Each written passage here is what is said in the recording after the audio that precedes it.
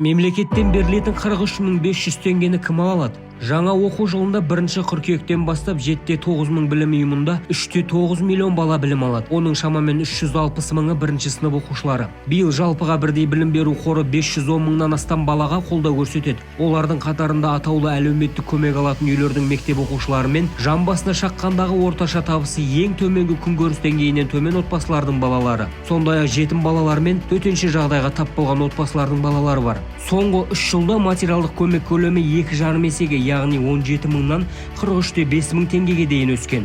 Бүгінде жалпыға міндетті білім беру қорынан 423 мыңнан астам баланың ата-анасының есеп шоттарына 17,3 миллиард теңгеден астам қаражат аударылды. Ал 43 мың теңгені кім ала алады? Жыл сайын қолдауды қажет ететін отбасы балаларын мектептер арқылы материалдық көмек көрсетіледі. Бұл көмек балалардың келесі санаттарына бағытталған. Атаулы әлеуметтік көмек алатын отбасылардан шыққан балаларға, жетім мен ата-анасының қамқорлығынсыз қалған балаларға, сондай-ақ жан басына шаққандағы табысы ең төмен күнкөріс деңгейінің шамасынан төмен отбасылардан шыққан балаларға беріледі. Жаңа оқу жылы қарсаңында төтенше жағдайға тап болған оқушылар да қаржылай көмек ала алады.